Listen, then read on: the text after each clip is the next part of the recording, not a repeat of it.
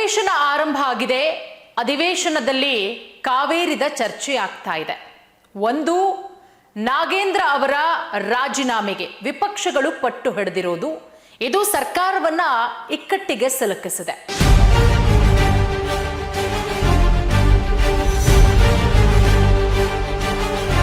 ಡಿ.ಕೆ. ಶಿವಕುಮಾರ್ ಅವರ ಸಂಪುಟಕ್ಕೆ ನಾಗೇಂದ್ರ ಅವರನ್ನ ಸೇರ್ಪಡೆ ಮಾಡಿಕೊಳ್ಳಲಾಗಿದೆ.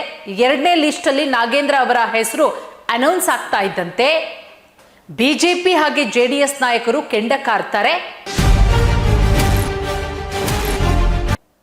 ಜೈಲಿಗೆ ಹೋಗಿ ಬಂದಿದ್ದಾರೆ, ಅವ್ರ ಮೇಲೆ ಕೋಟ್ಯಾಂತರ ರೂಪಾಯಿ ಹಗರಣ ಇದೆ.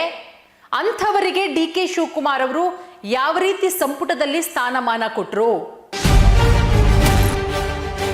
ಈ ಕೂಡಲೇ ಅವರ ರಾಜೀನಾಮೆಯನ್ನ ಪಡಿಬೇಕು ಅನ್ನುವ ಆಗ್ರಹ. ಯಾವಾಗ ಅವರ ಹೆಸರು ಅನೌನ್ಸ್ ಆಯ್ತೋ ಅವತ್ತಿನಿಂದ ಟಿಲ್ ಇವತ್ತಿನವರೆಗೂ ಕೂಡ. ಅದರ ಜೊತೆಗೆ ಇದೇ ವಿಚಾರ ಅಧಿವೇಶನದಲ್ಲಿ ದೊಡ್ಡ ಮಟ್ಟದಲ್ಲಿ ಚರ್ಚೆ ಆಗ್ತಾ ಇದೆ. ಈ ಕಡೆ ಡಿ.ಕೆ. ಶಿವಕುಮಾರ್ ಅವರಿಗೆ ನುಂಗಲಾರದ ತುತ್ತಾಗಿ ಪರಿಣಮಿಸಿದೆ. ಈ ಕಡೆ ನಾಗೇಂದ್ರ ಅವರ ರಾಜೀನಾಮೆಯನ್ನ ಪಡ್ಕೊಂಡ್ರೂ ಕಷ್ಟ, ಪಡ್ಕೊಳ್ಳಿಲ್ಲ ಅಂದ್ರೂ ಕಷ್ಟ. ಹಂಗೂ ಹಿಂಗೂ ಮಾಡಿ ಅವರಿಗೆ ಖಾತೆ ಹಂಚಿಕೆ ಕೂಡ ಮಾಡಾಯ್ತು. ಬಟ್ ಖಾತೆ ಹಂಚಿಕೆ ಮಾಡಿದ್ರೂ ಕೂಡ ಅಧಿವೇಶನದಲ್ಲಿ ಕಾವೇರಿದ ಚರ್ಚೆ ಆಗ್ತಾ ಇದೆ. ಒಂದು ಕಡೆ ವಿಪಕ್ಷಗಳು ಬಿಜೆಪಿ ಹಾಗೆ ಜೆಡಿಎಸ್ ನಾಗೇಂದ್ರ ಅವರ ರಾಜೀನಾಮೆಗೆ ಪಟ್ಟು ಹಿಡಿದಿರುವುದು, ಇದು ಸರ್ಕಾರವನ್ನ ಇಕ್ಕಟ್ಟಿಗೆ ಸಿಲುಕಿಸಿದೆ. ಕಾವೇರಿದ ರಾಜಕೀಯ ಸಂಧಾನ ಆಗುತ್ತಾ? ಬಹಿರಂಗ ಸಮರ ಆಗುತ್ತಾ? ಅಧಿವೇಶನವನ್ನ ನಾಗೇಂದ್ರ ರಾಜೀನಾಮೆ ವಿಚಾರ ನುಂಗಿ ಹಾಕ್ತಾ ಇದೆ. ಹನೂರು ಪ್ರಕರಣದಲ್ಲಿ ಸರ್ಕಾರ ಎಡವಿದೆ ಅಂತ ಒಂದು ದಿನ ಕಲಾಪ ಬಲಿಯಾಗತ್ತೆ. ಸೊ ಇದೀಗ ಸಚಿವ ನಾಗೇಂದ್ರ ಅವರ ರಾಜೀನಾಮೆಗೆ ಬಿಜೆಪಿ ಪಟ್ಟು ಹಿಡಿದಿರೋದು. ಅದು ಹೆಂಗೆ ಅವ್ರ ಮೇಲೆ ಹಗರಣ ಇದೆ, ತನಿಖೆ ನಡೀತಾ ಇದೆ, ಇನ್ನೂ ಕ್ಲೀನ್ ಚಿಟ್ ಸಿಕ್ಕಿಲ್ಲ, 3.5 ತಿಂಗಳು ಜೈಲಿಗೆ ಹೋಗಿ ಬಂದಿದ್ದಾರೆ. ಸಿದ್ದರಾಮಯ್ಯ ಅವರ ಸರ್ಕಾರದಲ್ಲಿ ಸಚಿವರಾಗಿದ್ದಂತಹ ಟೈಮಲ್ಲಿ ಹಗರಣ ಕೇಳಿಬಂದಂತಹ ಟೈಮಲ್ಲಿ ಅವರ ರಾಜೀನಾಮೆಯನ್ನು ಪಡ್ಕೊಳ್ಳಾಗತ್ತೆ. ಅದಾದ್ಮೇಲೆ ಪರಪ್ಪನ ಅಗ್ರಹಾರ ಜೈಲಲ್ಲಿ ಇರ್ತಾರೆ. ಇನ್ನೂ ಅವರ ಆರೋಪ ಮುಕ್ತರೇ ಆಗಿಲ್ಲ, ಕ್ಲೀನ್ ಚೀಟೇ ಸಿಕ್ಕಿಲ್ಲ. ಮತ್ತೆ ಡಿ.ಕೆ. ಶಿವಕುಮಾರ್ ಅವರ ಸಂಪುಟದಲ್ಲಿ ಹೆಂಗವರಿಗೆ ಸಚಿವ ಸ್ಥಾನ ಕೊಡ್ಲಾಯಿತು? ಇದೇ ಮಾಡ್ತಾ ಇರುವಂತಹ ಪ್ರಶ್ನೆ ಬಿಜೆಪಿ ಹಾಗೆ ಜೆಡಿಎಸ್. ಭ್ರಷ್ಟಾಚಾರ ಆರೋಪ ಪ್ರಕರಣ ಸಚಿವ ನಾಗೇಂದ್ರ ಅವರ ಮೇಲಿರೋದು. ಕರ್ನಾಟಕ ಮಹರ್ಷಿ ವಾಲ್ಮೀಕಿ ಪರಿಶಿಷ್ಟ ಪಂಗಡಗಳ ಅಭಿವೃದ್ಧಿ ನಿಗಮದಲ್ಲಿ 187 ಕೋಟಿಗೂ ಅಧಿಕ ಮೊತ್ತದ ಹಣ ಅಕ್ರಮ ವರ್ಗಾವಣೆ ನಡೆದಿದೆ ಅನ್ನುವ ಗಂಭೀರ ಸ್ವರೂಪದ ಆರೋಪ. ಈ ಪ್ರಕರಣದಲ್ಲಿ ನಾಗೇಂದ್ರ ಅವರು 3.5 ರಿಂದ 4 ತಿಂಗಳು ಪರಪ್ಪನ ಅಗ್ರಹಾರ ಜೈಲಲ್ಲಿದ್ರು. ಸಚಿವ ಸ್ಥಾನಕ್ಕೆ ರಾಜೀನಾಮೆಯನ್ನ ಕೂಡ ಕೊಟ್ಟಿದ್ರು. ಆಗ ಸಿದ್ದರಾಮಯ್ಯನವರು ಮುಖ್ಯಮಂತ್ರಿ ಆದಂತಹ ಸಂದರ್ಭದಲ್ಲಿ ತಮ್ಮ ಸ್ಥಾನಕ್ಕೆ, ಸಚಿವ ಸ್ಥಾನಕ್ಕೆ ರಾಜೀನಾಮೆಯನ್ನ ಕೊಟ್ಟು ನಾಗೇಂದ್ರ ಅವರು ಪರಪ್ಪನ ಅಗ್ರಹಾರಕ್ಕೆ ಹೋಗಿ ವಾಪಸ್ ಬಂದು ಹಂಗೂ ಹಿಂಗೂ ಸರ್ಕಸ್ ಮಾಡಿ ಮೊದಲನೇ ಲಿಸ್ಟಲ್ಲೇ ತನ್ನ ಹೆಸರು ಬರಬೇಕು ಅಂತ ಹೇಳಿ ನಾನಾ ರೀತಿಯ ಸರ್ಕಸ್ ಮಾಡ್ತಾರೆ. ಆಗಲ್ಲ. ಈ 2ನೇ ಲಿಸ್ಟಲ್ಲಿ ನಾಗೇಂದ್ರ ಅವರ ಹೆಸರು ಅನೌನ್ಸ್ ಆಗುತ್ತೆ. ಈಗ ಮತ್ತೆ ರಾಜ್ಯ ಸಚಿವ ಸಂಪುಟಕ್ಕೆ ಸೇರ್ಪಡೆ ಮಾಡಿರುವುದನ್ನ ಬಿಜೆಪಿ ರಾಜ್ಯಾಧ್ಯಕ್ಷರಾದಂತಹ ಬಿ.ವೈ. ವಿಜಯೇಂದ್ರ ತೀವ್ರವಾಗಿ ಖಂಡಿಸಿದ್ದಾರೆ. ವಿಪಕ್ಷ ನಾಯಕರಾದಂತಹ ಆರ್ ಅಶೋಕ್ ಅವರು ನಾಗೇಂದ್ರ ಅವರಿಗೆ SIT ಕ್ಲೀನ್ ಚೀಟ್ ನೀಡಿದೆ, ಪ್ರಕರಣದ ಹಿಂದೆ ರಾಜಕೀಯ ಇದೆ, ಇದು ಪ್ರಕರಣ ನ್ಯಾಯಾಲಯದಲ್ಲಿರೋದ್ರಿಂದ, ಇನ್ನೂ ಕೂಡ ಪ್ರಕರಣ ನ್ಯಾಯಾಲಯದಲ್ಲಿದೆ, ಇಂತಹ ಸಮಯದಲ್ಲೇ ಅವರಿಗೆ ಸಚಿವ ಸ್ಥಾನ ಕೊಟ್ಟಿರೋದು ತಪ್ಪಲ್ವಾ? ಇದು ಬಿಜೆಪಿಯ ವಾದ ಆಗಿದೆ. ಅವರಿಗೆ ಯಾವ ಮಾನದಂಡಗಳ ಆಧಾರದಲ್ಲಿ ಸಚಿವ ಸ್ಥಾನ ಕೊಡಲಾಯಿತು? ಒಂದು ಕಡೆ ಡಿ.ಕೆ. ಶಿವಕುಮಾರ್ ಅವರನ್ನ ಪ್ರಶ್ನೆ ಮಾಡೋ ಸಂದರ್ಭದಲ್ಲಿ ಅವ್ರು ಹೇಳ್ತಾರೆ, ರೀ ಯಾರ ಮೇಲಿಲ್ಲ ರೀ ಕೇಸು, ನನ್ನ ಮೇಲಿಲ್ವಾ ಬಿಡಿ ಅಂತ ಹೇಳಿ ಸಮಜಾಯಿಷಿ ಕೊಟ್ಕೊಳ್ಳುವಂತಹ ಕೆಲಸ ಮಾಡೋದು ಡಿ.ಕೆ. ಶಿವಕುಮಾರ್ ಅವರು. ಯಾಕೆ ಡಿ.ಕೆ. ಶಿವಕುಮಾರ್ ಸರ್? ಖಾಲಿ ಇರುವಂತಹ 20 ಸ್ಥಾನಕ್ಕೆ 40 ರಿಂದ 50 ಜನ ಆಕಾಂಕ್ಷಿಗಳು. ಅವರಲ್ಲಿ ಇನ್ನೂ ನಮಗೆ ಸಚಿವ ಸ್ಥಾನ ಸಿಕ್ಕಿಲ್ಲ ಅಂತ ಹೇಳಿ ಎಷ್ಟು ಜನ ಮುನ್ಸ್ಕೊಂಡಿಲ್ಲ? ಎಷ್ಟು ಜನ ತೆರೆಮರೆಯಲ್ಲಿ ನಾನಾ ರೀತಿ ಕಸರತ್ತುಗಳನ್ನ ಮಾಡ್ತಾ ಇಲ್ಲ? ಅಂಥವ್ರು ಯಾರಿಗಾದ್ರೂ ಒಬ್ರು ಕೊಡ್ಬೋದಿತ್ತಲ್ಲ. 187 ಕೋಟಿ ರೂಪಾಯಿ ಹಗರಣ ವಾಲ್ಮೀಕಿ ನಿಗಮದಲ್ಲಿ ನಡೆದಿರೋದು.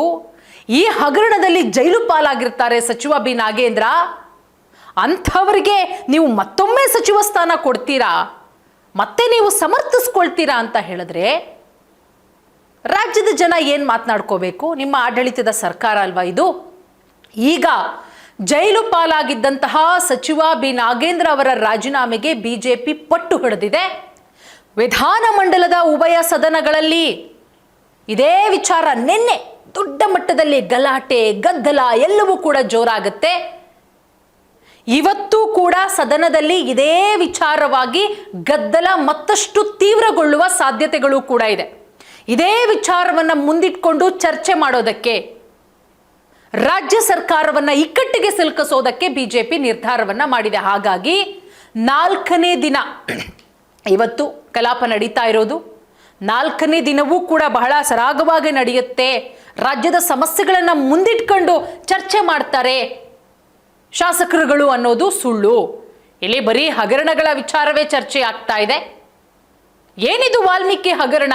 ಕರ್ನಾಟಕ ಮಹರ್ಷಿ ವಾಲ್ಮೀಕಿ ಪರಿಶಿಷ್ಟ ಪಂಗಡಗಳ ಅಭಿವೃದ್ಧಿ ನಿಗಮದಲ್ಲಿ 187 ಕೋಟಿಗೂ ಅಧಿಕ ಮೊತ್ತದ ಹಣ ಅಕ್ರಮ ವರ್ಗಾವಣೆಯಾಗಿದೆ ಎನ್ನುವ ಆರೋಪ ಕೇಳಿಬಂದಿತ್ತು. ಈ ಹಣವನ್ನ ಲೋಕಸಭೆ ಚುನಾವಣೆಗೆ ಬಳಕೆ ಮಾಡಲಾಗಿದೆ ಅನ್ನೋ ಆರೋಪವನ್ನ ಆಗ ಬಿಜೆಪಿ ಮಾಡಿತ್ತು. ಈ ಪ್ರಕರಣ ಏನಿದೆ ಇದು ರಾಜ್ಯ ರಾಜಕಾರಣದಲ್ಲಿ ದೊಡ್ಡ ಸಂಚಲನವನ್ನೇ ಸೃಷ್ಟಿ ಮಾಡಿತ್ತು. ಮತ್ತೊಂದು ಕಡೆ ಈ ಪ್ರಕರಣಕ್ಕೆ ಸಂಬಂಧಪಟ್ಟಂತೆ ನಿಗಮದ ಸೂಪರಿಂಟೆಂಡೆಂಟ್ ಆಗಿದ್ದಂತಹ ಚಂದ್ರಶೇಖರನ್ ಅವರು 2024 ಮೇ 26ನೇ ತಾರೀಕು ಶಿವಮೊಗ್ಗದ ತಮ್ಮ ನಿವಾಸದಲ್ಲಿ ಆತ್ಮಹತ್ಯೆ ಮಾಡ್ಕೊಳ್ತಾರೆ. ಆತ್ಮಹತ್ಯೆಯ ಮುಖಾಂತರವೇ ಪ್ರಕರಣ ಬೆಳಕಿಗೆ ಬರುತ್ತೆ. ಆತ್ಮಹತ್ಯೆ ಮಾಡ್ಕೊಳ್ಳೋಕ್ಕಿಂತ ಮುಂಚೆ ಡೆತ್ ನೋಟ್ನಲ್ಲಿ ನಿಗಮದ ಬ್ಯಾಂಕ್ ಖಾತೆಯಿಂದ 187 ಕೋಟಿ ಹಣವನ್ನ ಅನಧಿಕೃತವಾಗಿ ಬೇರೆ ಬೇರೆ ಖಾತೆಗಳಿಗೆ ವರ್ಗಾವಣೆ ಮಾಡಲಾಗಿದೆ ಅಂತ ಉಲ್ಲೇಖ ಕೂಡ ಮಾಡಿರ್ತಾರೆ ಚಂದ್ರಶೇಖರನ್. ಇಷ್ಟೊಂದು ದೊಡ್ಡ ಪ್ರಮಾಣದಲ್ಲಿ ನಡೆದಂತಹ ಅಕ್ರಮದಲ್ಲಿ ನಿಗಮದ ಉನ್ನತಾಧಿಕಾರಿಗಳು ಸಚಿವರ ಮೌಖಿಕ ಆದೇಶ ಇಲ್ಲದೆ ಯಾವ ರೀತಿ ಆಗಕ್ಕೆ ಸಾಧ್ಯ? ಒಂದು 10 ರೂಪಾಯಿ 1 ಲಕ್ಷ 20 ಲಕ್ಷ ಟ್ರಾನ್ಸಾಕ್ಷನ್ ಆಗಬೇಕು, ಇಷ್ಟು ಟ್ರಾನ್ಸಾಕ್ಷನ್ ಆಗಬೇಕು ಅಂದರೂ ಸಂಬಂಧಪಟ್ಟಂಥ ಅಧಿಕಾರಿಗಳು ಸಚಿವರ ಗಮನಕ್ಕೆ ಬರುತ್ತಲ್ವಾ? 187 ಕೋಟಿ ರೂಪಾಯಿ ಅಕ್ರಮವಾಗಿ ಹಣ ವರ್ಗಾವಣೆಯಾಗುತ್ತೆ ಅಂತ ಹೇಳಿದ್ರೆ ಅಲ್ಲಿ ಸಚಿವರಿಗೆ ಗೊತ್ತಿಲ್ವಾ? ಹಾಗಾಗೇನೆ ಈ ಪ್ರಕರಣಕ್ಕೆ ಪ್ರಮುಖವಾದಂತಹ ತಿರುವು ಸಿಕ್ಕತ್ತೆ. ಇದನ್ನೇ ಮುಂದಿಟ್ಕೊಂಡು ಅವತ್ತಿನಿಂದ ಇವತ್ತಿನವರೆಗೂ ಕೂಡ ಬಿಜೆಪಿ ಹೋರಾಟ ಮಾಡ್ಕೊಂಡು ಬರ್ತಾ ಇದೆ. ಅಧಿಕೃತ ಬ್ಯಾಂಕ್ ಖಾತೆಯಿಂದ 187 ಕೋಟಿಗೂ ಹೆಚ್ಚು ಹಣವನ್ನ ಯೂನಿಯನ್ ಬ್ಯಾಂಕ್ ಆಫ್ ಇಂಡಿಯಾದ MG ರಸ್ತೆ ಶಾಖೆಗೆ ವರ್ಗಾವಣೆ ಮಾಡಲಾಗಿರುತ್ತೆ. ಅಷ್ಟೇ ಅಲ್ಲದೆ 88 ಕೋಟಿಗೂ ಅಧಿಕ ಹಣವನ್ನ ಹೈದರಾಬಾದ್ ಮೂಲದ ವಿವಿಧ ಶೆಲ್ ಕಂಪನಿ, ಆಂಧ್ರ ಪ್ರದೇಶದ ಕೆಲವೊಂದಿಷ್ಟು ವೈಯಕ್ತಿಕ ಖಾತೆಗಳಿಗೂ ಕೂಡ ವರ್ಗಾವಣೆ ಮಾಡಲಾಗಿರುತ್ತೆ. ಮತ್ತೊಂದು ಕಡೆ CBI ಎಂಟ್ರಿ ಆಗುತ್ತೆ. ಇಡಿ ತನಿಖೆ ತೀವ್ರತೆ ಹೆಚ್ಚಾಗ್ತಾ ಇದ್ದಂತೆ ಹಲವು ತನಿಖಾ ಸಂಸ್ಥೆಗಳು ರಂಗಕ್ಕಿಳಿಯುತ್ತೆ. ರಾಜ್ಯ ಸರ್ಕಾರ ಈ ಪ್ರಕರಣದ ತನಿಖೆ ನಡೆಸೋದಕ್ಕೆ ಹಿರಿಯ IPS ಅಧಿಕಾರಿಗಳ ನೇತೃತ್ವದಲ್ಲಿ SIT ಕೂಡ ರಚಿಸುತ್ತೆ. ಅದಾದ ಬಳಿಕ CBI ಪ್ರಕರಣ ದಾಖಲಿಸಿಕೊಳ್ಳುತ್ತೆ. ಹಣ ಅಕ್ರಮ ವರ್ಗಾವಣೆ ತಡೆ ಕಾಯ್ದೆ ಅಡಿಯಲ್ಲಿ ಜಾರಿ ನಿರ್ದೇಶನಾಲಯ ತನಿಖೆಯನ್ನು ಆರಂಭಿಸಿ ಪ್ರಮುಖ ಸ್ಥಳಗಳ ಮೇಲೆ ದಾಳಿ ಕೂಡ ಆಗಿರುತ್ತೆ. ಸೊ ಇದೆಲ್ಲ ಆದ ಮೇಲೆ ಒಂದು 3 ರಿಂದ 3.5 ತಿಂಗಳುಗಳ ಕಾಲ ನಾಗೇಂದ್ರ ಅವರು ಪರಪ್ಪನ ಅಗ್ರಹಾರದ ಜೈಲಿನಲ್ಲಿದ್ದು ಹೊರಗಡೆ ಬರ್ತಾರೆ. ಆದರೂ ತನಿಖೆ ಇನ್ನೂ ಮುಗುದಿಲ್ಲ, ತನಿಖೆ ನಡೀತಾನೇ ಇದೆ. ಇದೆಲ್ಲದರ ನಡುವೆ ನಾಗೇಂದ್ರ ಅವರಿಗೆ ಮತ್ತೆ ಸಚಿವ ಸಂಪುಟಕ್ಕೆ ಸೇರಿಸಿಕೊಳ್ಳಲಾಗಿದೆ. DK ಶಿವಕುಮಾರ್ ಅವರು ತಮ್ಮ ಸಂಪುಟಕ್ಕೆ ಸೇರಿಸ್ಕೊಂಡಿದ್ದಾರೆ, ಸಚಿವರನ್ನಾಗಿ ಮಾಡಿದ್ದಾರೆ. ಹಿಂಗಿದ್ದಾಗ ಯಾವ ರೀತಿ ಯಾವ ಮಾನದಂಡಗಳ ಆಧಾರದ ಮೇಲೆ ಕಂಪ್ಲೀಟ್ ಆಗಿ ಅವರಿಗೆ ಕ್ಲೀನ್ ಚೀಟ್ ಸಿಕ್ಕಿ ಅವ್ರದ್ದೇನೂ ತಪ್ಪೇ ಇಲ್ಲಪ್ಪ, ಸಚಿವರ ಪಾತ್ರವೇ ಇಲ್ಲ ಅಂದರೆ ಓಕೆ, ಕೇಸ್ ಇನ್ನೂ ನಡೀತಾನೆ ಇದೆ, ಅದರಲ್ಲಿ ಸಮಜಾಯಿಷಿ ಬೇರೆ ಕೊಟ್ಕೊಳ್ತಾರೆ. ಸೊ ಹಾಗಾಗಿ ಈ ನಾಗೇಂದ್ರ ಅವರ ವಿಚಾರವೇ ಅಧಿವೇಶನದಲ್ಲಿ ದೊಡ್ಡ ಮಟ್ಟದಲ್ಲಿ ಸದ್ದು ಗದ್ದಲ ಆಗ್ತಾ ಇರೋದು. ಸೊ ಇದು ಎಲ್ಲಿಗೆ ಹೋಗಿ ನಿಲ್ಲುತ್ತೆ? ನಾಗೇಂದ್ರ ಅವರು ರಾಜೀನಾಮೆ ಕೊಡೋವರೆಗೂನಾ ಅಥವಾ ಇಲ್ಲವಾ? ಈ ಹೋರಾಟ ಬಿಜೆಪಿ ಹಾಗೆ JDSನ ಹೋರಾಟ ಮುಂದಿನ ದಿನಗಳಲ್ಲಿ ಎಲ್ಲಿಗೆ ಹೋಗಿ ನಿಲ್ಲುತ್ತೆ? ಇದು ಸರ್ಕಾರವನ್ನ ಯಾವ ರೀತಿ ಇಕ್ಕಟ್ಟಿಗೆ ಸಿಲುಕಾಕ್ಸತ್ತೆ? ಕಾದು ನೋಡಬೇಕು.